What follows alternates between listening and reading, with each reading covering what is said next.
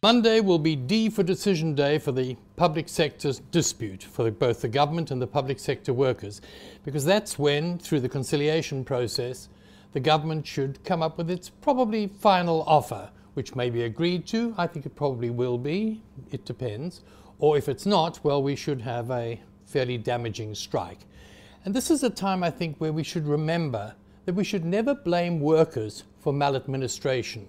And we should also have sympathy with competent, good managers, whether they're in a school, a government department, a parastatal, who have to deal with a legacy of maladministration and often a great deal of corruption as well. And we should never forget, because one of the big arguments, one of the big complaints about the public sector negotiations is the length of time they take.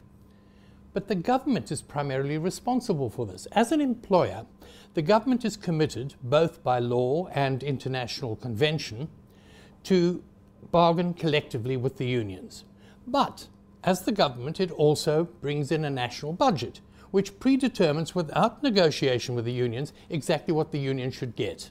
It's a contradiction, which in the last negotiations, they lasted 11 months. This time it's more than 7 months. But the union very shrewdly, I thought the unions very shrewdly, started these negotiations in September, well in advance of the cut-off date for the last 3-year agreement in March. The reason they did this was that they hoped to reach some sort of deal before the budget, or at least to influence the budget. Well, in December, the state came up with a 5.8% offer on wages and a number of other issues as well. But then once the budget came in, this was dropped to 4.8%. And it resulted in considerable anger, because this is unprecedented, and I've mentioned that before. There are also a lot of outstanding issues, some going back to 2007. The wage gap, for example, within the public sector. It's not as bad perhaps as the private sector, but it is still very, very large. An auxiliary nurse, for example, 135 times less than a chief director general or chief in the civil service. Then there's the housing question, particularly with teachers and yes, for nurses. They earn too much to qualify for state assistance, yet too little to get a bond to buy a house. It's a huge problem, and it's a topic I think I will use for my Inside Labour column this week, which you can read on this platform, Fin24 tomorrow, and in the pages of the business section of City Press on Sunday.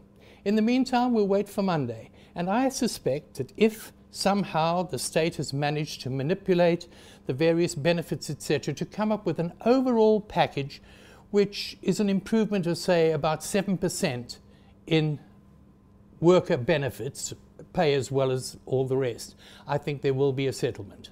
But your views, let's have them on what has happened, what is happening, and what the situation is. You know where to send them.